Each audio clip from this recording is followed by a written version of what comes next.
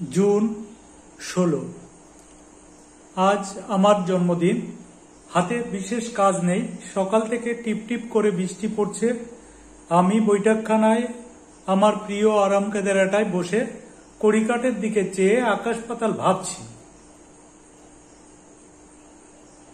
বৃদ্ধ নিউটন আমার পায়ের পাশে কুণ্ডলি পাকিয়ে বসে ঘুমোচ্ছে। ওর বয়স হলো 24।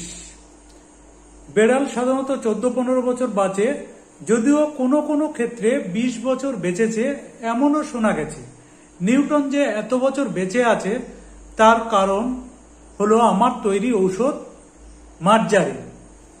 নিউটনকে ছাড়া আমি যে কত একা হয়ে পড়ব সেটা ভেবেই আমি অনেক গবেষণার পর আজ থেকে 10 বছর আগে এই ওষুধটা তৈরি করি।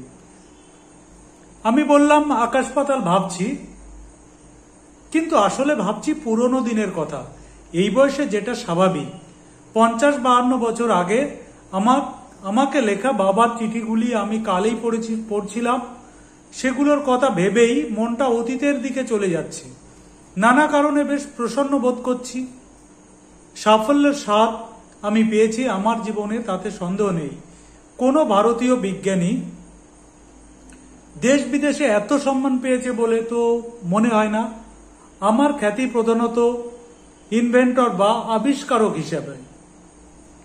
এ ব্যাপারে টমাস আলভা এডিসনের পরেই যে আমার স্থান, সেটা 5টি মহাদেশেই স্বীকৃতি হয়েছে। আমার ইনভেনশনের একটা তালিকা মনে মনে তৈরি করছিলাম। প্রথম হলো মিরাকিউরল বা সর্বরোগ নাশক বড়ি। এটা আবিষ্কারের কৃতিত্ব কেন আমি একা দাবি করতে পারি না সেটা যথাস্থানে বলবো। মিরাকিউরলের পর এলো অ্যানাইহিলিন পিস্তল। আমার অ্যাডভেঞ্চার পূর্ণ জীবনে আমাকে অনেকবারই চরম সংকটে পড়তে হয়েছে। আত্মরক্ষার জন্য একটা অস্ত্রের প্রয়োজন, অথচ আমি রক্তপাত সহ্য করতে পারি না। তাই এই পিস্তল, যা শত্রুকে নিহত না করে নিশ্চিহ্ন করে। এরপরে এলো এয়ার কন্ডিশনিং পিল, যা জিভের তলায় রাখলে শরীর শীতকালে গরম আর গ্রীষ্মকালে ঠান্ডা রাখে। তারপর লুপ্ত স্মৃতি ফিরিয়ে আনার জন্য রিমেম্ব্রেন, ঘুমের অব্যর্থ বড়ি, সমনোলিন, অতি সস্তায় উজ্জ্বল আলো দেবার জন্য লুমিনিম্যাক্স, অচেনা ভাষা ইংরেজিতে অনুবাদ করার জন্য লিঙ্গুয়া গ্রাফ, পাখিকে শিক্ষা দেওয়ার জন্য অর্নিথন, আর কত বলবো। মিরাকিউরল আবিষ্কার হয় আমার যৌবনে। এই ওষুধকে ঘিরে বেশ কিছু আশ্চর্য ঘটনা ঘটে, যার কোনো সম্পূর্ণ লিখিত বিবরণ নেই, কারণ তখন ডায়েরি লিখতে শুরু করিনি। আমার স্ফটিক স্বচ্ছ স্মৃতির উপর নির্ভর করে আজ সেই সব ঘটনার বিষয়ে লিখব। তবে সেটা করার আগে আমার বাবার বিষয়ে কিছু বলা দরকার। বাবার নাম ছিল ত্রিপুরেশ্বর শঙ্কু। গিরিডির অপ্রতিদ্বন্দ্বী চিকিৎসক ছিলেন তিনি। আয়ুর্বেদিক মতে চিকিৎসা করতেন, লোকে বলতো ধন্বন্তরী। বাবা স্বভাবতই রোজগার করেছিলেন অনেক, কিন্তু যতটা করতে পারতেন ততটা নয়, কারণ পেশাদারি প্র্যাকটিস ছাড়া উনি সারা জীবন বিনা পয়সায় বহু দরিদ্র রোগীর চিকিৎসা করেছেন। আমাকে বলতেন, ক্ষমতা আছে বলেই যে অঢেল উপার্জন করতে হবে তার কোনো মানে নেই। সচ্ছল জীবনযাপনের জন্য অর্থের প্রয়োজন ঠিকই, আর তাতে মানসিক শান্তির পথ সহজ হয়ে যায়। কিন্তু যাদের সে সংস্থা নেই, সুখে থাকা কাকে বলে যারা জানে না, সারা জীবন যারা দুবেলা দুমুঠো ভাতের জন্য মাথার ঘাম পায়ে ফেলে, বা যারা দৈব দুর্বিপাকে উপার্জনে অক্ষম, তাদের দুঃখ যদি কিছুটা লাঘব করতে পারিস, তার চেয়ে বড় সার্থকতা, তার চেয়ে বড় আনন্দ আর কিছুতে নেই। বাবার এই কথাগুলো আমার মনে গভীরভাবে রেখাপাত করেছিল। আমি গিরিডির স্কুল থেকে ম্যাট্রিক পাশ করে কলকাতায় যাই কলেজে পড়তে। আমি নিজেই বলছি, ছাত্র হিসাবে আমি ছিলাম যাকে বলে ব্রিলিয়ান্ট। শুধু যে জীবনে কোনোদিন সেকেন্ড হয়নি তা নয়, এত কম বয়সে বিদ্যায় বুদ্ধিতে এত অগ্রসর হওয়ার উদাহরণও বিরল। 12 বছর বয়সে ম্যাট্রিক পাশ করি, 14ই আইএসসি আর 16ই ফিজিক্স কেমিস্ট্রিতে ভালো অনার্স নিয়ে বিএসসি। পরীক্ষার পাঠ শেষ করে গিরিডিতে ফিরে এলে বাবা বলেন, এত কচি বয়সে তুই আর চাকরির কথা ভাবিস না, একদিন তো বিজ্ঞান পড়লি, এবার বছর চারেক অন্য বিষয় নিয়ে পড়, শিল্প সাহিত্য ইতিহাস দর্শন বিষয়ে কি অভাব আছে? বই এখানে না পাওয়া গেলে কি চাই বললে আমি কলকাতা থেকে আনিয়ে দেব। তারপর একটু ভেবে বললেন, তুই যদি চাকরি বাকরি না করে বাকি জীবনটা শুধু রিসার্চেই কাটিয়ে দিতে চাস তাতেও আমার আপত্তি নেই। তুই আমার একমাত্র সন্তান। আমি চলে গেলে আমি যা সঞ্চয় করেছি তার একটা অংশ ব্যয় হবে লোকহিতকর কাজে, বাকি সবটাই তুই পাবি। কাজেই আমি বাধা দিয়ে বললাম, না বাবা, তোমার কথা মতো আমি 4 বছর নানা বিষয় নিয়ে পড়াশুনো করব ঠিকই, কিন্তু তারপরে আমাকে রোজগারের পথ দেখতেই হবে। নিজের পায়ে দাঁড়াতে না পারলে আমি শান্তি পাবো না। বাবা বললেন, বেশ ভালো কথা, কিন্তু রোজগার যেভাবে করিস না কেন, যারা দরিদ্র, যারা নিরক্ষর, যারা মাথা উঁচু করে চলতে পারে না, তাদের কথা ভুলিস না। 20 বছর বয়সে কলকাতার স্কটিশ চার্চ কলেজে আমি পদার্থ বিজ্ঞানের অধ্যাপকের কাজ পাই। যাদের পড়াতাম তাদের বেশ কয়েকজন আমারই বয়সী, এমনকি 2-1 জনের বয়স আমার চেয়ে বেশি, কিন্তু সেজন্য আমাকে কোনোদিন ছাত্রদের টিটকিরি ভোগ করতে হয়নি। তার কারণ এত কম বয়সেও আমার মধ্যে একটা স্বাভাবিক গাম্ভীর্য এসে গিয়েছিল। গ্রীষ্ম এবং পুজোর ছুটিতে আমি বাড়ি আসতাম। চাকরি নেবার ঠিক 2.5 বছর পরে একদিন গ্রীষ্মের ছুটিতে বাড়ি এসে চাকরের হাতে মাল তুলে দিয়ে বাবার ঘরে গিয়ে এক অদ্ভুত দৃশ্য দেখে মুহূর্তের জন্য আমার নিঃশ্বাস বন্ধ হয়ে গেল। বাবা তার কাজের টেবিলের পাশে মেঝেতে চিত হয়ে পড়ে আছেন। আমি এক লাফে এগিয়ে ঝুঁকে পড়ে বাবার নাড়ি টিপে বুঝলাম তিনি সংজ্ঞা হারিয়েছেন, আর বেশি কিছু নয়। আমি তৎক্ষণাৎ চাকরকে ডক্টর সর্বাধিকারীকে ডাকার জন্য পাঠিয়ে দিলাম। ডাক্তার আসার আগেই বাবার জ্ঞান ফিরে এলো। আমি বাবাকে নিয়ে তক্তপোষে শুয়ে দিলাম। অদ্ভুত লাগছিল, কারণ বাবাকে এর আগে কোনোদিন অসুস্থ দেখিনি। বাবা আমার দিকে চেয়ে ম্লান হাসি হেসে বললেন, এই প্রথম না রে তিলু, এর আগেও 2বারও এ জিনিস হয়েছে, তোকে বলিনি। এটা কেন হয় বাবা? অকস্মাৎ হৃদযন্ত্রের ক্রিয়া বন্ধ হয়ে যায়, এর কোনো চিকিৎসা নেই। এই রোগেই একদিন ফস করে চলে যাব। পরে জেনেছিলাম বাবার এই রোগকে বলে হার্ট ব্লক। হার্ট ব্লকে যাতে মানুষ না মরে তার ব্যবস্থা আজকাল হয়েছে। পেসমেকার বলে ব্যাটারি চালিত একটা ছোট্ট চতুষ্কোণ যন্ত্র রোগীর বুকের অস্ত্রোপচার করে শরীরের মধ্যে ঢুকিয়ে দেওয়া হয়। হার্টের স্পন্দন যাতে স্বাভাবিক চলতে থাকে সে কাজটা এই যন্ত্রই করে।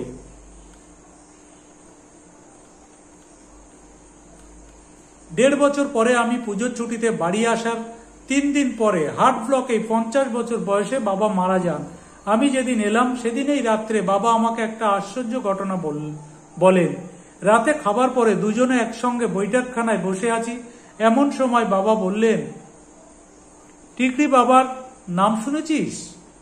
যিনি উশ্রীর ওপারে একটা গ্রামে গাছতলায় বসে ধ্যান করেন। হ্যাঁ, বেশ নাম ডাক এই অঞ্চলে, বহু লোক দর্শনের জন্য যায়। এই টিকরি বাবাকে তার কয়েকজন শিষ্য গত পরশু আমার কাছে এনে হাজির করে। যা বোঝা গেল বাবা শ্বাসকষ্টে ভুগছেন, তার জন্য আমি যদি কোনো ওষুধ দিতে পারি তাহলে বাবা অত্যন্ত তুষ্ট হবেন।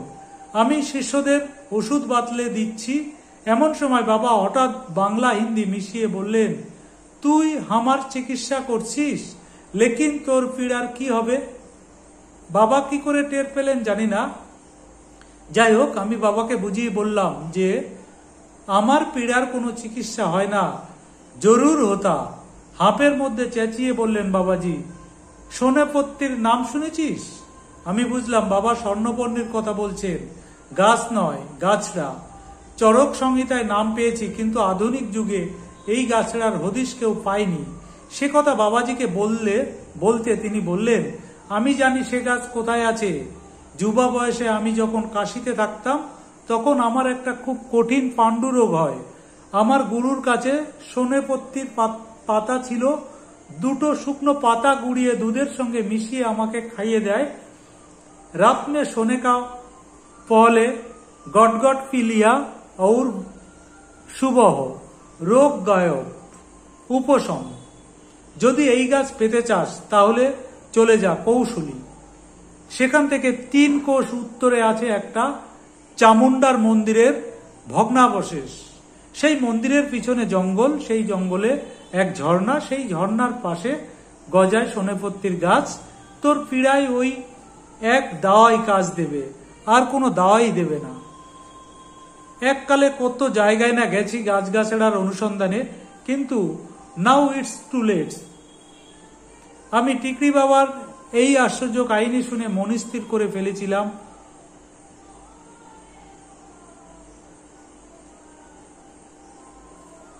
তুমি যাবে না বলে কি আমি যেতে পারবো না? আমি কালই কৌশলের উদ্দেশ্যে রওনা দেব।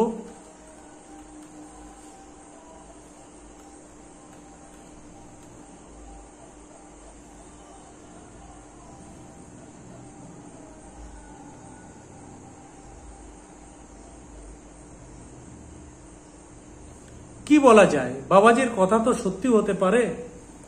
আর তুমি যখন বলছো চরক সংহিতায় এই স্বর্ণপর্ণির উল্লেখ আছে, বাবা একটা শুকনো হাসি হেসে মাথা নেড়ে বললেন, না রে তিলু, এখন যাস না। কালকা থেকে যেতে হয় কৌশলী। সে কি কম দূর? যেতে আসতে 5-7 দিন তো লাগবেই। ফিরে এসে হয়তো দেখবি আমি আর নেই। এখন যাস না। 2 দিন পরে সেই হার্ট ব্লকেই বাবার মৃত্যু প্রমাণ করে দিল যে তার আশঙ্কা অমূলক ছিল না। বাবার অসুখে প্রয়োগ না করতে পারলেও আমি স্থির করেছিলাম যে স্বর্ণপর্ণির খোঁজে আমাকে কৌশলী যেতেই হবে। বাবার শ্রাদ্ধের পরেও আমার কলেজ খুলতে আরো 2 সপ্তাহ বাকি ছিল। আমি আর সময় নষ্ট না করে কৌশলীর উদ্দেশ্যে রওনা হলাম। কালকা থেকে 46 কিলোমিটার দূরে 6500 ফুট উঁচুতে ছোট্ট শহর কৌশলী। কালকা থেকে ট্যাক্সি করে যেতে হয়। শুনেছি খুব স্বাস্থ্যকর স্থান। 2.5 দিন লাগলো গিরিডিহ থেকে কালকা পৌঁছতে। বাবার অকাল মৃত্যুতে মনটা ভারী হয়েছিল। পাহাড়ের গায়ে নিরিবিলি সুদৃশ্য শহরটায় পৌঁছে খানিকটা হালকা বোধ করলাম। একটা সস্তা হোটেলে উঠে আর সময় নষ্ট না করে সোজা ম্যানেজার নন্দকিশোর রাওয়ালকে জিজ্ঞাসা করলাম চামুন্ডার মন্দিরের কথা জানেন কি না। জানি বই কি, বললেন ভদ্রলোক। তবে সেখানে যেতে হলে ঘোড়ায় চড়ে যেতে হবে, কারণ ঘোড়ায় চলা পথের ধারেই পড়ে মন্দিরটা। আমি জিজ্ঞাসা করলাম, মন্দিরের পেছনে কোনো জঙ্গল আছে নাকি? আছে কিনা? আছে বললেন ভদ্রলোক, বেশ গভীর জঙ্গল। ঘোড়ার ব্যবস্থা নন্দকিশোরই করে দিলেন। এই প্রথম অশ্বারোহণের অভিজ্ঞতা। তবে দেখলাম আমার কোনো অসুবিধা হচ্ছে না, বরং বেশ মজাই লাগছে। আমার সঙ্গে ঘোড়ার মালিক ছোটেলালও চলছিল আরেকটা ঘোড়ায়। গন্তব্যস্থলে পৌঁছতে আমি তাকে বললাম, তোমাকে হয়তো ঘন্টাখানেক অপেক্ষা করতে হবে, আমার এই জঙ্গলে একটু কাজ আছে। একেলা মত যাইয়া বাবুজি, বলল ছোটেলাল। শেরুর হ্যাঁ জঙ্গল মে, তুমি কি আমার সঙ্গে আসতে চাও? হ্যাঁ বাবুজি। ঘোড়া দুটোকে একটা গাছের সঙ্গে বেঁধে আমরা দুজনে জঙ্গলে ঢুকলাম। আমি কি খুঁজছি জিজ্ঞাসা করাতে আমি সেনাপতির নাম বললাম। ছোটেলাল বলল, ও নাম সে কসমিন কালেও শোনেনি। মিনিট 15 যেতে না যেতেই একটা কুলকুল শব্দ পেলাম। শব্দ অনুসরণ করে পা চালিয়ে এগিয়ে যেতে 3 মিনিটের মধ্যেই ঝর্ণাটা দেখতে পেলাম। চারিদিক ঘন পাতাওয়ালা গাছের ছায়ায় অন্ধকার। কেবল একটা জায়গায় পাতার ফাঁক দিয়ে সূর্যের আলো এসে মাটিতে পড়ছে, থিয়েটারের স্পটলাইটের মতো। আর সেই স্পটলাইটে ঝলমল করছে 1 কোমর উঁচু হলদে পাতায় ভরা একটা গাছড়া। এটাই সেই স্বর্ণপণি, তাতে কোনো সন্দেহ নেই। আমার মনটা নেচে উঠল। এত অল্প সময়ে আমার অভিযান সফল হবে সেটা ভাবতে পারিনি। কিন্তু এখানে তো দেখছি মাত্র একটা গাছ, খুঁজলে আরো বেরোবে কি? প্রায় 15 মিনিট ধরে খুঁজেও আর কোনো স্বর্ণপর্ণির সন্ধান না পেয়ে আমরা ঝর্ণার ধারে ফিরে এলাম। গাছ পেলে কি করব সেটা আগে থেকে স্থির করে রেখেছিলাম। সঙ্গে চটের থলিতে কৌশলীর বাজার থেকে কেনা একটা কোদাল ছিল, সেটা থলি থেকে বার করে কাজে লেগে গেলাম। উদ্দেশ্য, গাছটাকে শিকড় শুদ্ধ তুলে আমার সঙ্গে গিরিডিতে নিয়ে আসব। আমার কোদাল চালাতে দেখে ছোটেলাল আরে রাম রাম বলে আমার অপটু হাত থেকে কোদালটা ছিনিয়ে নিয়ে 5 মিনিটের মধ্যে শিকড় শুদ্ধ গাছটাকে আমার হাতে তুলে দিল। 3 দিন পরে গিরিডিতে ফিরে এসে প্রথমেই আমার মালি হরিকিশনকে ডেকে পাঠালাম। সে এলে তারপর সামনে গাছড়াটা তুলে ধরে বললাম, এ জিনিস দেখেছো কখনো? কবি নেই ভ্রুকুটি করে মাথা নেড়ে বলল হরকিশন। আমি বললাম, তুমি এক্ষুনি এটাকে বাগানের একপাশে পুঁতে ফেলে এর পরিচর্যা শুরু করো। হরিকিশন স্বর্ণপর্ণীটাকে হাতে নিয়ে ঘুরিয়ে ফিরিয়ে জিজ্ঞেস করলো, এ থেকে দাওয়াই হয় কিনা? আমি বললাম, বড়িয়া দাওয়াই। তবে তো এক পেड़ से नहीं होगा বাবুজি। এ থেকে আরো গাছ গজায় এমন ব্যবস্থা তুমি করতে পারো? মালি বলল, এ গাছের ডালের একটা বিশেষ অংশে সেটাকে ভেঙে নিয়ে টুকরোটা মাটিতে পুঁতে তাকে তোয়াজ করলে তো তা থেকে নিশ্চয়ই আরেকটা গাছ গজাবে। তুমি তাই করো, বললাম আমি। ওষুধ যখন এনেছি তখন তার দৌড়টা একবার যাচাই করে দেখা দরকার। টিকরি বাবার গাছের সন্ধানে যখন ভুল ছিল না, তখন অনুমান করা যেতে পারে পাণ্ডুরোগ সারার ঘটনাটাও সত্যি। বাবার আগে শুনে গিয়েছিলাম যে আজন্ম গিরিডিবাসী উকিল জয়গোপাল মিত্র গুরুতরভাবে অসুস্থ। তিনি বাবার পেশেন্ট ছিলেন। ওর স্ত্রীকে আমি মাসিমা বলি। ফোন করে জানলাম মিত্রমশাইয়ের উদরী হয়েছে, যাকে ইংরেজিতে বলে অ্যাসাইটিস। আমি চোখে অন্ধকার দেখছি। রে তিলু, বললেন জয়ন্তী মাসিমা। ডাক্তারেরা সবাই জবাব দিয়ে গেছে। আমি স্বর্ণপর্ণীর কথা বলতে উনি দীর্ঘশ্বাস ফেলে বললেন, এত ওষুধেই তো পড়লো, আরেকটা পড়লে আর ক্ষতি কি? বুঝলাম তিনি খুব একটা আশ্বস্ত হয়েছেন তা নয়। তাও আমি সেদিনও সন্ধ্যাবেলা গেলাম মিত্রমশাইয়ের বাড়িতে। সঙ্গে একটা কাগজের মোড়কে গুঁড়ো করা 2টো স্বর্ণপর্ণীর পাতা 1/2 কাপ দুধের সঙ্গে মিশিয়ে খাইয়ে দিন মাসিমা, আমি কাল সকালে এসে খোঁজ নেব। উৎকণ্ঠায় রাতে ভালো ঘুম হলো না। সকালে বৈঠকখানায় এসে বসেছি। চাকর দুঃখী চা এনে সামনে টেবিলে রেখেছে। এমন সময় টেলিফোনটা বেজে উঠল। আমি এক লাফে উঠে গিয়ে ফোনটা তুলে হ্যালো বলতে জয়ন্তী মাসিমার তিলু চিৎকারে ফোনটা কান থেকে ইঞ্চিখানেক সরিয়ে নিতে হলো। তিলু, বাবা তিলু, এসে দেখে যাও, জমের দৌড় থেকে ফিরে এসেছে তোমার মেশো। তাড়াহুড়ো করে কিছু করব না, এটা আমি আগেই ঠিক করেছিলাম। তবে মিত্রমশাইয়ের আরোগ্যের পরে যে আমার ওষুধের খবর গিরিডির চারিদিকে ছড়িয়ে পড়বে, এটা আমি আন্দাজ করেছিলাম। ফলে চাই বা না চাই আমাকে কিছু দুরারোগ্য ব্যারামের চিকিৎসা করতে হয়েছিল। বলা বাহুল্য, সব ক্ষেত্রেই আমার ওষুধ কাজ করেছিল। এই আশ্চর্য ওষুধ কি করে পেলাম সে প্রশ্ন অবশ্যই আমাকে বহুবার শুনতে হয়েছে। উত্তরে প্রতিবারেই আমি একই মিথ্যার আশ্রয় নিয়েছি। বাবা মারা যাবার আগে এ ওষুধ আমাকে দিয়ে যান। কোথায় পাওয়া, কি নাম তা জানি না। ইতিমধ্যে আমার মালির অধ্যাবসায়ের ফলে আমার বাগানের দক্ষিণ দিকের দেয়ালে সামনের মাটিতে 11টা স্বর্ণপর্ণী শোভা পাচ্ছে। প্রত্যেকটিতেই প্রতি বছর নতুন করে পাতা গজাবে, তাই সাপ্লাইয়ের অভাব হবে বলে মনে হয় না। এমন যদি ধারণা দিয়ে থাকি যে আমি এখন কলকাতায় কলেজে অধ্যাপনা ছেড়ে পুরোপুরি ডাক্তারিতে লেগে গেছি, তাহলে সেটা শুধরানো দরকার। অধ্যাপনা পুরোদস্তুর চলছে। কলকাতায় এখনো কেউ স্বর্ণপর্ণীর কথা জানে না, কারণ আমি কাউকে কিছু বলিনি। তবে হঠাৎ যদি চেনাশোনার মধ্যে শুনি কেউ কঠিন ব্যারামে মরণাপন্ন, তাহলে যাতে তাকে দিতে পারি সেজন্য আমার সঙ্গে সবসময় এই গোটা 12 পাতা থাকে। একটা ব্যাপারে আমার একটু খুঁতখুঁতনি ছিল। শুকনো পাতা গুঁড়িয়ে দুধে মিশিয়ে খাওয়ানোর প্রাচীন পন্থাটা আমার ভালো লাগছিল না। আমি ঠিক করলাম স্বর্ণপর্ণীর বড়ি তৈরি করব। 1 মাসের মধ্যেই আমার পরিকল্পনা বাস্তবে পরিণত হলো। আমার 25 বছরের জন্মদিনে গ্রীষ্মের ছুটিতে বাড়িতে এসে কলের হাতল ঘোরাচ্ছি, আর কলের নিচের দিকে নল দিয়ে বড়ির পর বড়ি বেরিয়ে টপ টপ করে একটা বাটিতে পড়ছে। এমন সময় বিদ্যুৎ ঝলকের মতো এই ওষুধের একটা নাম আমার মাথায় এসে গেল, মিরাকিউরল। অর্থাৎ miracle cure for all complaints, সর্বরোগ নাশক বড়ি। এই সময় একটা ঘটনা ঘটল যেটা বলা যেতে পারে আমার জীবনের মোড় ঘুরিয়ে দিল।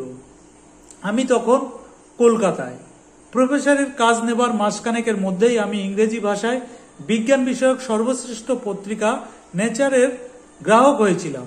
এই পত্রিকায় জীবতত্ত্ব সম্বন্ধে একটা চমৎকার প্রবন্ধ পড়ে আমি লেখক জেরেমি স্যান্ডার্সকে তার বাসস্থান লন্ডনে একটা চিঠি লিখি। নেচারের লেখক পরিচিতিতে বলা হয়েছিল স্যান্ডার্স 2 বছর হলো কেমব্রিজ থেকে বায়োলজি পাশ করে বেরিয়েছে। আন্দাজে মনে হয় সে আমারই বয়সী হবে। তখন বিলেতে চিঠি যেতে জাহাজে লাগতো 18 দিন, প্লেনে 8 দিন। আমি এয়ারমেলেই লিখেছিলাম। স্যান্ডার্সের উত্তর এলো 19 দিন পর, অর্থাৎ সেও এয়ারমেলেই লিখেছে। সে যে আমার চিঠি পেয়ে শুধু খুশি হয়েছে তাই নয়, সে নাকি চিঠিতে এক বিরল বিদগ্ধ বৈজ্ঞানিক মনের পরিচয় পেয়েছে। শেষ কলাইনে সে জানিয়েছে যে তার জন্ম হয় ভারতবর্ষের পুনা শহরে। আমার ঠাকুরদাদা 32 বছর ইন্ডিয়ান আর্মিতে ছিলেন। আমি অবশ্যই 7 বছর বয়সে বাবা মার সঙ্গে ইংল্যান্ডে চলে আসি, কিন্তু সেই 7 বছরের স্মৃতি আর ভারতবর্ষ এবং ভারতবাসীর উপর টান আমার এখনো অম্লান রয়েছে। চিঠি লেখালেখি চলল। তৃতীয় চিঠিতে স্যান্ডার্স লিখল, যদিও আমাদের দুজনের বয়স 25, আমি বিশ্বাস করি না যে এই বয়সে পত্রবন্ধু হওয়া যায় না। তুমি আমার মতে সায় দাও কিনা সেটা জানার অপেক্ষায় রইলাম। আমি স্বভাবতই স্যান্ডার্সের প্রস্তাবে রাজি হলাম। পরস্পরকে ছবি পাঠানো হলো। প্রতিহতভাবে চলতে লাগলো এয়ারমেলে চিঠি যাওয়া আসা। মাস 8 চলার পর হঠাৎ একটা চিঠির পর 1 মাস পেরিয়ে গেলেও স্যান্ডার্সের উত্তর এলো না। ঠিক করলাম আরো 2 সপ্তাহ দেখে একটা টেলিগ্রাম করব। স্যান্ডার্স চাকরি করে না সেটা জানি, সে এখনো জীববিদ্যা নিয়ে রিসার্চ করছে। 7 দিনের মাথায় হঠাৎ বিলেত থেকে চিঠি, খামের উপরে হাতের লেখা স্যান্ডার্সের নয়, কোনো এক মহিলার। চিঠি খুলতে খুলতে মনে পড়ল স্যান্ডার্স লিখেছিলেন সে গত বছর বিয়ে করেছে, তার স্ত্রীর নাম ডরথি। চিঠি খুলে দেখি, হ্যাঁ, লেখিকা ডরথিরই বটে। কিন্তু এ যে নিদারুণ দুঃসংবাদ। তোমাকে খবরটা জানাতে আমার কি মনের অবস্থা হচ্ছে বোঝাতে পারবো না। লিখছে ডরথি, তুমি জেরির এত বন্ধু বলেই এ কর্তব্যটা আমার কাছে আরো কঠিন। এই ভনিতার পরেই বজ্রাঘাত। জেরির যকৃতে ক্যান্সার ধরা পড়েছে। ডাক্তারের মতে তার মেয়াদ আর মাত্র 2 মাস। পড়ার সঙ্গে সঙ্গেই আমার কি করণীয় আমি স্থির করে ফেলেছি। 10টা মিরাকিউরলের বড়ি সেদিনে এয়ারমেলে পাঠিয়ে দিলাম ডরথির নামে। সঙ্গে চিঠিতে কাতর অনুরোধ, এই পার্সেল পাওয়া মাত্র তুমি তোমার স্বামীকে 2টো বড়ি খাইয়ে দেবে। দুদিনে যদি কাজ না হয় তাহলে আরো 2টো।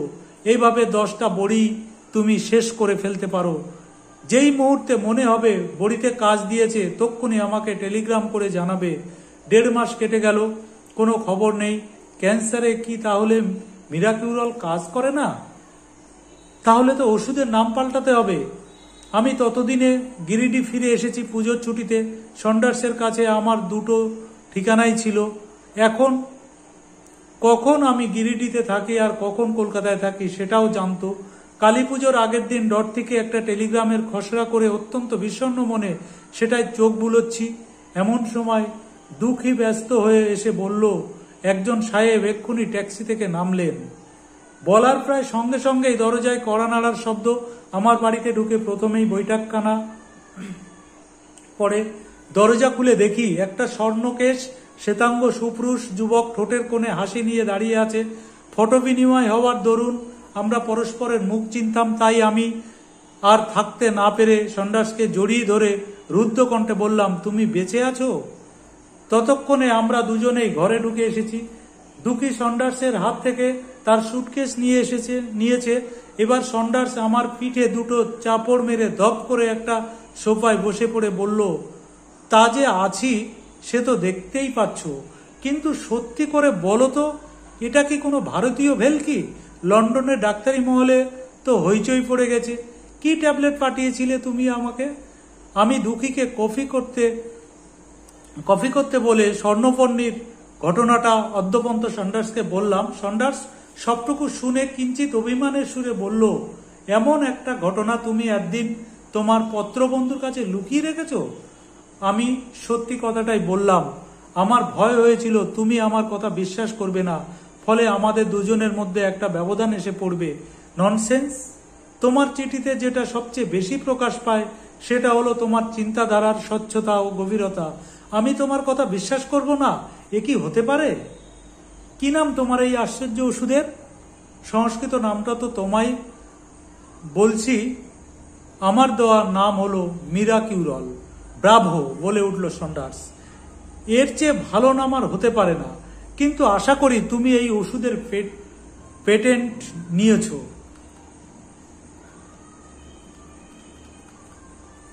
আমি না বলতে সন্ডার্স সোফা ছেড়ে প্রায় 3 ইঞ্চি লাফিয়ে উঠে বলল, আর ইউ ম্যাড? তুমি কি বুঝতে পারছো না যে এ ওষুধ তোমাকে ক্রোড়পতি করে দেবে? আমি একটু হেসে বললাম, সেটাই আমি চাই না সন্ডার্স। বৈভাবের প্রতি কোনো আকর্ষণ নেই। আমি মোটামুটি স্বচ্ছন্দে সাধারণ জীবনযাপন করতে পারলেই খুশি। সন্ডার্স সোফার হাতল চাপড় মেরে বলল, ড্যামিট শঙ্কু, তুমি এর থেকে নোবেল প্রাইজ পেতে পারো তা জানো? না সন্ডার্স, তা পারি না। তুমি তো শুনলে এই ওষুধের ব্যাপারে আমি যদি কিছু করে থাকি সেটা হলো ওই গাছটাকে খুঁজে বার করা। সেটাও সম্ভব হয়েছে কারণ আরেকজন নির্দেশ দিয়েছিল বলে। আর এর গুণ, সে তো প্রকৃতির অবদান। তুমি প্রাইজ দেবে কাকে? বেশ তো, প্রাইজের কথা ছেড়ে দিলাম, কিন্তু খ্যাতি বলে তো একটা জিনিস আছে। তুমি কি সে সম্বন্ধে উদাসীন? কিউরল যে একমাত্র তোমার কাছে আছে আর কারুর কাছে নেই, সেটা তো তুমি অস্বীকার করবে না। ক্যান্সার পর্যন্ত যখন সেরে গেছে, তাতেই বোঝা যায় এই ওষুধের ক্ষমতার দৌড়। পৃথিবীর সবচেয়ে শক্তিমান ওষুধের সত্ত্বাধিকারী তুমি। তোমাকে দেশ বিদেশের লোকে চিনবে না? তার জন্য তুমি কি করতে বলো আমাকে? আমার প্রস্তাব হচ্ছে এই, তুমি আমার সঙ্গে লন্ডন চলো। আমার মিরাকল কিওরের কথা শুনে শুধু ডাক্তারি মহলে নয়, বৈজ্ঞানিকদের মধ্যেও তুমুল আলোড়ন চলছে। তারা তোমাকে দেখতে চায়, তোমার মুখ থেকে এই ওষুধের কথা শুনতে চায়। আরও যেটা জানতে চায় সেটা হলো এই ওষুধের উপাদানের মধ্যে এমন কি থাকতে পারে যার ফলে এর এত তেজ, রোগ জীবাণুনাশক এত শক্তি। এর কেমিক্যাল অ্যানালিসিস করিয়েছ তুমি? না। তাহলে সে কাজটা লন্ডনে করাতে হবে। উপাদানগুলি জানতে পারলে কৃত্রিম উপায়ে ল্যাবরেটরিতে এই ওষুধ তৈরি করে বাজারে ছাড়া যেতে পারে। ভেবে দেখো সেটা মানুষের মনে কতটা ভরসা আনবে। তাই বলছি, তুমি চলো আমার সঙ্গে। আধুনিক বিজ্ঞানের ঘাঁটি যে এখন পশ্চিমে, সেটা তুমি স্বীকার করো। বৈজ্ঞানিক হিসেবেও তো তোমার একবার বিলেতে যাওয়া দরকার। অগত্যা সন্ডার্সের প্রস্তাবে সায় দিতে হলো। সত্যি বলতে কি, বিদেশে যাওয়ার বাসনা আমি অনেক দিন থেকে পোষণ করছি। সেটা যে এত তাড়াতাড়ি ঘটে যাবে তা ভাবিনি। কলকাতায় গিয়ে 7 দিনের মধ্যে যাবার ব্যবস্থা হয়ে গেল। 25 অক্টোবর 1937 আমরা বোম্বাই থেকে P&O কোম্পানির জাহাজ SS এথিনাতে ইংল্যান্ড রওনা দিলাম। 16 নভেম্বর পোর্টসমাউথ বন্দরে জাহাজ থেকে নেমে ট্রেনে এলাম লন্ডনের ভিক্টোরিয়া স্টেশনে। সেখান থেকে টিউব অর্থাৎ পাতাল রেলে চড়ে গেলাম হাম্পস্টেড। এই হাম্পস্টেডেই উইলবি রোডে সন্ডার্সের বাড়ি। সন্ডার্সের চিঠিতে আগেই জেনেছিলাম তার বাড়িতে স্ত্রী ছাড়া থাকেন তার মা ও বাবা। বাবা জনাথন সন্ডার্স লন্ডন বিশ্ববিদ্যালয়ের ইতিহাসের অধ্যাপক। আমাদের দেখে সকলেরই মুখে হাসি ফুটে উঠল। সন্ডার্সের মা আমাকে বুকে জড়িয়ে ধরে বললেন, তুমি জেরিকে মৃত্যুর কবল থেকে উদ্ধার করেছো। এর ঋণ আমরা কোনোদিনই শোধ করতে পারবো না।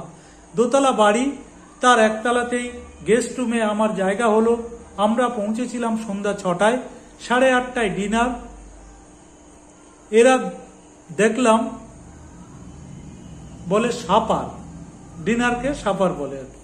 টেবিলে সন্ডার্স তার প্ল্যান বলল, কাল সকালে তোমার বড়ির কেমিক্যাল অ্যানালিসিসের ব্যবস্থা করব।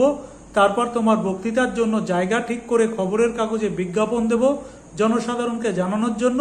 অবশ্যই আমার কিছু চেনা ডাক্তার ও বৈজ্ঞানিকদের আমি আলাদা করে টেলিফোন করে খবরটা জানিয়ে দেব। বিজ্ঞপ্তিতে কি বলবে? আমি জিজ্ঞাসা করলাম। নামে তো কেউই চিনবে না আমাকে। সন্ডার্স নির্দ্বিধায় বলবো সর্বরোগ নাশক যুগান্তকারী ড্রাগ মিরাকিউরলের আবিষ্কারকর্তা ভারতীয় বিজ্ঞানী প্রফেসর টি শঙ্কু তার আবিষ্কার সম্বন্ধে বক্তৃতা দেবেন।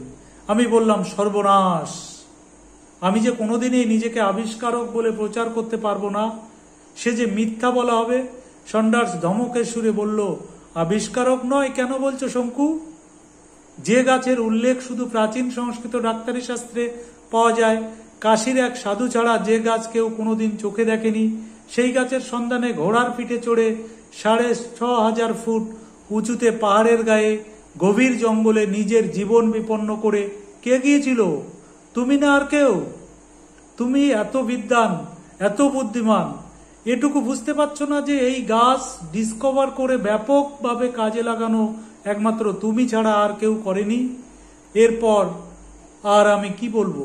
প্রফেসর সন্ডার্স বললেন, খাও শঙ্কু খাও, মাথা হেড করে বসে থেকো না। জেরি বলেছে তা 16 আনা সত্যি। নিজের যেটুকু প্রাপ্য সেটা আদায় করে নেওয়াটাই বিচক্ষণ ব্যক্তির কাজ। এ ব্যাপারে বিনয় প্রকাশ আমি মোটেই সমর্থন করি না।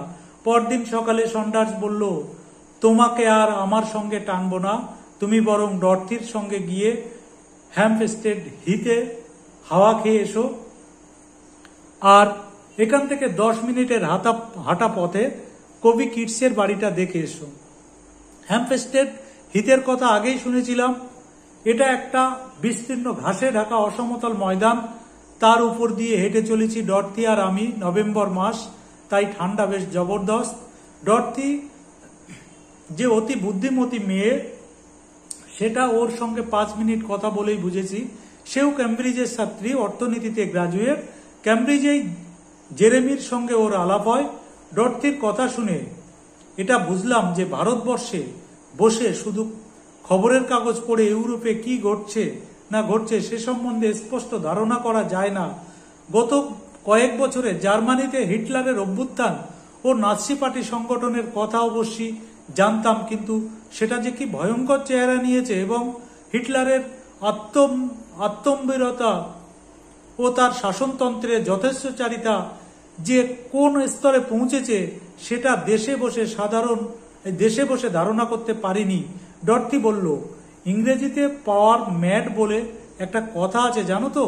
হিটলার সেই উন্মাদ, সমস্ত ইউরোপকে গ্রাস করে সে একটা বিশাল জার্মান রাজ্য প্রতিষ্ঠা করার স্বপ্ন দেখেছে।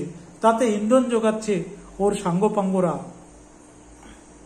গোয়ারিং, গোয়েবেলস, হিমলার, রিভেনট্রপ, এ বলে আমায় দেখ, ও বলে আমায় দেখ। আমি গম্ভীর হয়ে গেছি দেখে ডরথি বলল, দেখো তো আমার কি আক্কেল, তুমি এই প্রথমবার লন্ডনে এলে আর আমি তোমাকে যত সব অলক্ষণে কথা বলে ভাবিয়ে তুলেছি। ভেরি সরি শঙ্কু, চলো কিটসের বাড়ি, দেখলে তোমার মন খুশি হয়ে যাবে নিশ্চয়ই। ডরথি ভুল বলেনি। আমি ভাবতে পারিনি যে আমাদের দেশের অতীতের কোনো কৃতকর্মার স্মৃতি যে এত যত্ন নিয়ে জিয়ে রাখা হচ্ছে। ডরথি বলল, এটা শুধু ব্রিটেনের বিশেষত্ব নয়, ইউরোপের যেখানেই যাও সেখানেই এই জিনিস দেখতে পাবে। সন্ডার্স ফিরল সন্ধ্যা 6:30। প্রথমেই বলল, তোমার বক্তৃতার ব্যবস্থা হয়ে গেছে, পরশু সন্ধ্যা 7টায় ক্যাস্টন হলে। টাইমস আর ম্যানচেস্টার গার্ডিয়ানে কাল বিজ্ঞপ্তি বেরোবে। ফোন করে যাদের খবর দিয়েছি তার মধ্যে যিনি আমার ক্যান্সারের চিকিৎসা করছিলেন, ডক্টর ক্যানিংহাম, তিনিও আসছেন। সকলেই উন্মুখ হয়ে আছেন তোমার বক্তৃতা শোনার জন্য। কিন্তু আমার বডির অ্যানালিসিসের কি খবর? সন্ডার্স পকেট থেকে একটা খাম বার করে আমাকে দিল। খাম থেকে যেটা বেরোলো সেটাই হলো অ্যানালিসিসের রিপোর্ট। আমি তাতে কিছুক্ষণ চোখ বুলিয়ে বললাম, এ তো দেখছি সব রকম ভিটামিনই রয়েছে, তাছাড়া potassium, calcium, phosphorus, iron, iodine. দেখে অনেকটা মনে হয় যেন রসুনের উপাদানের তালিকা দেখছি। সন্ডার্স বলল, অ্যালিল সালফাইড রয়েছে বলেই এত রকম রোগের জীবাণু এর কাছে পরাস্ত হয়। কিন্তু রিপোর্টের শেষে যে কথাটা বলা হয়েছে সেটা তো অত্যন্ত গুরুত্বপূর্ণ। বলছে একটি উপাদান রয়েছে এই বড়িতে রসায়নে যার কোনো পরিচিতি নেই। এক্স্যাক্টলি, বলল সন্ডার্স, এবং সেই কারণে ল্যাবরেটরিতে কৃত্রিম উপায়ে এই ঔষধ তৈরি করা যাবে না। অর্থাৎ পৃথিবীতে একমাত্র তুমিই এই ঔষধের সোল প্রোপাইটার। তোমার জায়গা কেউ কোনোদিন নিতে পারবে না। কথাটা শুনে আমার মনে একটা মিশ্র ভাব দেখা দিল। মিরাকিউরল আমার একার সম্পত্তি, এটা ভাবতে খারাপ লাগছে না, কিন্তু এও তো ঠিক যে যেহেতু ওষুধটা বাজারে ছাড়া যাবে না, পৃথিবীর কোটি কোটি মুমূর্ষ ব্যক্তি এর রোগনাশক ক্ষমতা থেকে বঞ্চিত হবে। এর পরের দিন সন্ডার্সের সঙ্গে বেরিয়ে লন্ডনে অনেক কিছু দ্রষ্টব্য, British museum, national gallery, Madame তুসোর মিউজিয়াম দেখে সন্ধ্যায় মারমেড থিয়েটারে বার্নার্ড শর পিগমেলিয়ান নাটক দেখলাম। সব মিলিয়ে এটা বলতে পারি যে লন্ডন আমাকে হতাশ করেনি। আমার বক্তৃতা এত লোক হবে সেটা স্বপ্নেও ভাবিনি। সন্ডার্স আমার সঙ্গে মঞ্চে উঠে মাইক্রোফোনের সামনে দাঁড়িয়ে আমার পরিচয় দিল। সন্ডার্সই অধ্যাপক রেমন্ড ক্যারুথার্স মিটিং এর চেয়ারম্যান ছিলেন। সন্ডার্স তাকে আগেই তামিল দিয়ে রেখেছিল। তিনি brilliant young Indian scientist professor শঙ্কু সম্বন্ধে দু চার কথা বলার পর আমার বলার পালা এলো। 20 বছর বয়স থেকে ছাত্র পড়াচ্ছি বলে বক্তৃতার ব্যাপারে আমার কোনো অস্বস্তি বোধ ছিল না। তাই আমি বেশ সহজভাবেই বলে চললাম ভারতে আয়ুর্বেদ চর্চার কথা, চরক সুশ্রুতের সংহিতার কথা, আমার বাবার কথা এবং টিকরি বাবার কাছে শুনে কিভাবে কৌশলের জঙ্গলে থেকে স্বর্ণপর্ণী সংগ্রহ করি তার কথা। যতক্ষণ বললাম ততক্ষণ হলে কেউ টু শব্দটি করেনি। বলা শেষ হলে পর করধ্বনি বহর থেকে বুঝলাম আমি উতরে গেছি। বক্তৃতার পর প্রশ্নোত্তরের জন্য কিছুটা সময় রাখা হয়েছিল, কিন্তু যে দুটো সবচেয়ে স্বাভাবিক প্রশ্ন, 1, আমি ওষুধটা মার্কেট করব কিনা, এবং 2, আমি কিছুকাল লন্ডনে থেকে চিকিৎসা চালাবো কিনা, এই দুটোরই উত্তর আমার বক্তৃতার মধ্যে আমি দিয়ে দিয়েছিলাম। তাই বক্তৃতার শেষে 2 মিনিট অপেক্ষা করে সন্ডার্স আমাকে নিয়ে মঞ্চ থেকে নিচে নেমে এলো। বহু লোকের সঙ্গে করমর্দন করে এবং অত্যন্ত 50 জনের কনগ্রাচুলেশনসে থ্যাংক ইউ বলে তবে আমি রেহাই পেলাম। পরদিন দেখলাম লন্ডনের সব কাগজে আমার ছবি সমেত খবরটা বেরিয়েছে। বিকেলের দিকে সন্ডার্স বেরিয়ে কাছেই একটা দোকান থেকে জার্মান, ফ্রেঞ্চ, ইতালিয়ান, সুইডিশ ইত্যাদি যাবতীয় ইউরোপীয় ভাষার ডজন খানেক খবরের কাগজ নিয়ে এলো। সেদিনের এই কাগজ কিছুক্ষণের আগে এয়ার মেলে এসেছে। উল্টে পাল্টে দেখা গেল প্রত্যেকটি কাগজের খবরটা বেরিয়েছে এবং তার সঙ্গে প্রত্যেকটি কাগজেই আমার ছবি। আমি হকচকিয়ে গেছি দেখে সন্ডার্স বলল, এতে অবাক হবার কিছু নেই শঙ্কু। ক্যাস্টন থেকে বহু কাগজে রিপোর্টার উপস্থিত ছিল। তুমি ভুলে যাচ্ছ হে, মিরাকিউরল আবিষ্কারের মতো এমন চাঞ্চল্যকর ঘটনা সম্প্রতি আর ঘটেনি। তুমি এবং তোমার স্বর্ণপর্ণীকে কোনো কাগজ অগ্রাহ্য করতে পারে না। এখানে শনি রবি হলো উইকেন্ড।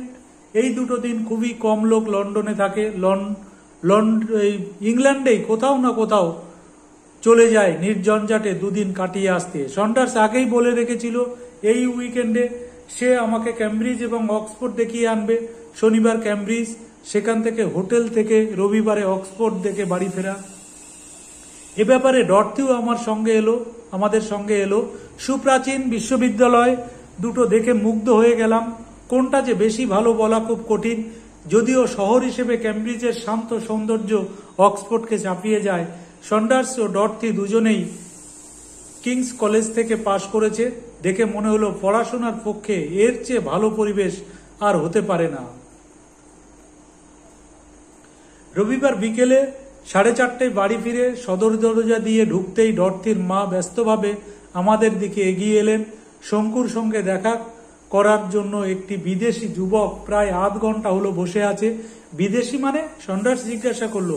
সেটা তোমরা বুঝবে, আমাদের মতো ইংরেজি বলে না এটা বলতে পারি। বৈঠকখানায় ঢুকতে সোফা থেকে উঠে দাঁড়ালো একটি যুবক। তার চোখে চশমা, মাথা ভর্তি সোনালি চুল। গুড ইভিনিং বলল ছেলেটি। বুঝতে পারলাম ছেলেটি জার্মান কিংবা অস্ট্রেলিয়ান। গুটের অ্যাবেন্ড বলতে গিয়ে মাঝপথে সামলে নিয়ে ইংরেজি বলছে। এখানে বলে রাখি যে বিএসসি পাশ করার পর যে 4 বছর বসেছিলাম, সেই অবসরে আমি লিঙ্গুয়াফোন, রেকর্ড গ্রামোফোন বাজিয়ে বাজিয়ে ফরাসি ও জার্মানি শিখে নিয়েছিলাম। ডরথি আর আমাদের সঙ্গে আসেনি। আমরা 3 জন সোফায় বসার পর কথা আরম্ভ হলো। ছেলেটি প্রথমেই ইংরেজি ভাষায় সরগর না হবার জন্য মার্জনা চেয়ে নিল। আমার নাম নরবার্ট স্টাইনার বলল ছেলেটি। আমি বার্লিনে থাকি, সেখান থেকেই আসছি। তারপর শটান আমার দিকে তাকিয়ে বলল, মিরাকিউরলের খবর আমাদের কাগজে বেরিয়েছে এবং এটা নিয়ে সকলেই আলোচনা করছে। তাই আমি আশ্চর্য ড্রাগের ব্যাপারেই আমি তোমার কাছে এসেছি। তুমি যে বক্তৃতা দিয়েছিলে সেই ক্যাস্টন হলে ফোন করে আমি জানি যে তুমি হ্যাম্পস্টেডে আছো। এখানে এসে হাই স্ট্রিটে একটা ওষুধের দোকানে জিজ্ঞেস করে জানলাম মিস্টার স্যান্ডার্স উইলোবি রোডে থাকেন। তোমার আসার কারণটা জানতে পারি কি? স্যান্ডার্স প্রশ্ন করলো। তার আগে আমি 2টো প্রশ্ন করতে চাই। কি? নাৎসিরা যে ইহুদিদের উপর অমানসিক অত্যাচার চালাচ্ছে সেটা জানো? এ খবর আমি দেশে থেকে পেয়েছি। হিটলারের ধারণা ইহুদিরা বহুদিন থেকে জার্মানির নানা রকম ক্ষতি করে আসছে। সুতরাং তাদের উৎখাত না করলে জার্মানি তার পূর্ব গৌরব ফিরে পাবে না। হিটলারের মতে ইহুদিরা মানুষই নয়, আসল মানুষ হচ্ছে সেই জার্মান যাদের শিরায় 1 ফোঁটা ইহুদি রক্ত নেই। এই অজুহাতে তারা ইহুদিদের উপর নৃশংস অত্যাচার চালিয়েছে। অথচ জার্মানির জ্ঞানী গুণীদের মধ্যে যাদের স্থান সবচেয়ে উপরে, তাদের অনেকেই ইহুদি। স্যান্ডার্স বলল, আমরা এ অত্যাচারের কথা জানি। তোমার দ্বিতীয় প্রশ্ন কি? তোমরা হাইনরিখ স্টাইনারের নাম শুনেছ? Heinrich Steiner? এর নাম যে আমার চেনা। বললাম, যিনি সংস্কৃতের অধ্যাপনা করেন, যিনি বেদ উপনিষদ নতুন করে জার্মান ভাষায় অনুবাদ করেছেন। হ্যাঁ, বলল নরবার্ট স্টাইনার। আমি তার কথাই বলছি। তিনি তোমার কে হন? বাবা। বার্লিন বিশ্ববিদ্যালয়ের সংস্কৃতের অধ্যাপক তিনি ছিলেন। নাৎসিরা জার্মানির সব বিশ্ববিদ্যালয় থেকে ইহুদিদের তাড়িয়ে দিয়েছে। গেস্টাপোর নাম শুনেছ? এ নামও আমার জানা। বললাম, জার্মানির গুপ্ত পুলিশ।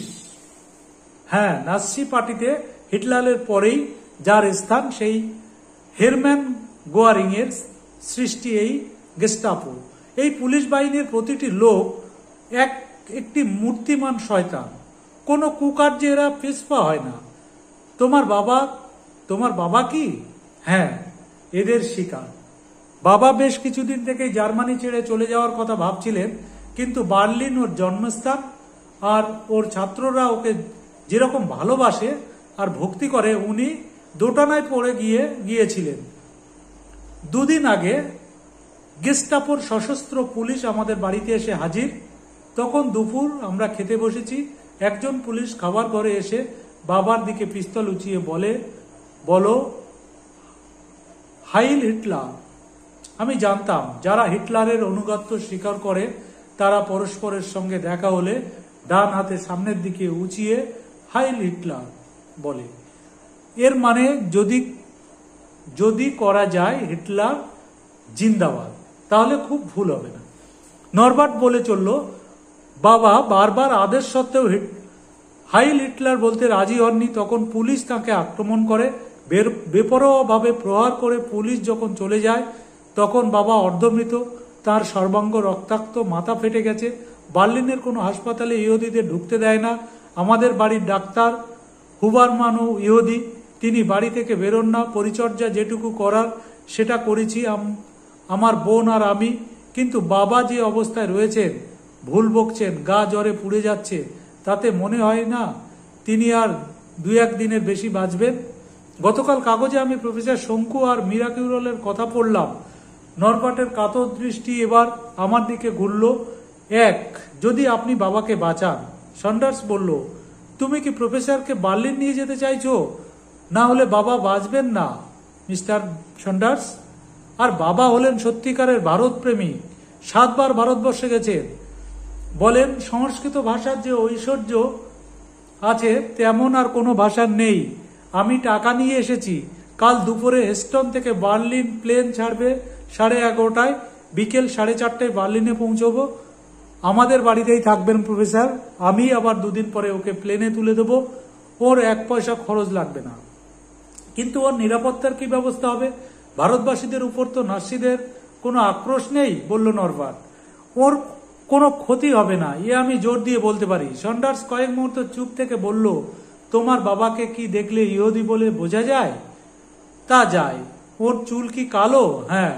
তাহলে তোমার চুল সোনালী হলো কি করে? তোমার মার চুল কি তোমার মতো? না, মার চুলও কালো ছিল, উনি মারা গেছেন 5 বছর আগে।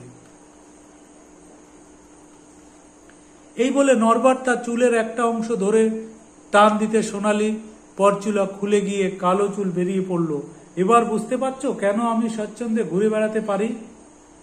আর তাছাড়া স্টাইনার নাম শুধু ইহুদিদের হয় না, অন্যদেরও হয়। আমি বলছি ওর কোনো বিপদ হবে না। আমি মনে মনে ভাবছিলাম, বাবা বেঁচে থাকলে বলতেন, তুই যা রে তিলু, একজন মনীষীর ত্রাণকর্তা হতে পারলে তোর জীবন ধন্য হবে। সন্ডার্সকে দেখেই বুঝতে পারছিলাম ও সবিশেষ চিন্তিত। এবার ও আমার দিকে ফিরে বলল, তোমার কি মত শঙ্কু? আমি বললাম, এত বড় একজন ভারততাত্ত্বিককে মৃত্যুর কবল থেকে উদ্ধার করতে পারলে আমার আত্মা শান্তি পাবে। তবে যাও, বলল সন্ডার্স, কিন্তু 2 দিনের বেশি কোনো মতেই থাকবে না। তোমাকেও বলছি নরবার্ট, যদি ঈশ্বরের কৃপায় এবং মিরাকিউরালের গুণে তোমার বাবা পুনর্জীবন লাভ করেন, সে খবরটা তুমি ঢাক পিটিয়ে লোককে বলতে যেও না। তাহলে প্রফেসরকে আরো ডজনখানেক মুমূর্ষ ব্যক্তির চিকিৎসার জন্য অনির্দিষ্টকাল বার্লিনে থেকে যেতে হবে। আমি কথা দিচ্ছি সেটা হবে না। নরবার্ট উঠে পড়ে বলল, আমি কাল সকাল 10টায় ট্যাক্সি নিয়ে এখানে এসে হাজির হব। নরবার্ট চলে গেলে সন্ডার্স আমাকে জিজ্ঞাসা করলো, তুমি মিরাকিউরালের কটা বড়ি এনেছো? 24টা। সেগুলো কোথায় থাকে? আমার সুটকেসে, একটা শিশির মধ্যে। কারোর চিকিৎসা করতে যাওয়ার সময় আমি 4টে বড়ি সঙ্গে নিয়ে যাই, তবে বার্লিনে অবশ্যই আমার সঙ্গে সব বড়ি থাকবে। 4টে থাকবে পকেটে আর বাকি ব্যাগে। যে ব্যাপারে আমার সবচেয়ে বেশি ভয় করছে সেটা হলো এই, জার্মানিতে তোমার খবর পৌঁছে গেছে, সে তুমি দেখলেই। ধরো যদি বার্লিনে গিয়ে তুমি নাসিদের খপ্পরে পড়ো, তাদের মধ্যে তো অনেকেরই দুরারোগ্য ব্যাধি থাকতে পারে, তাদেরকেও তোমার ওষুধের উপকারিতা ভোগ করেছে, এটা ভাবতে আমার আপদমস্তক জ্বলে যায়। তুমি কোনো চিন্তা করো না সন্ডার্স, খবরের কাগজের ছবি থেকে মানুষ চেনা অত সহজ নয়। তাছাড়া বার্লিনে আমার বয়সী আরো অনেক ভারতীয় আছে যারা সেখানে পড়াশুনো করছে। আমাকে কেউ মিরাকিউরালের শঙ্কু বলে চিনবে না, দেখে নিও।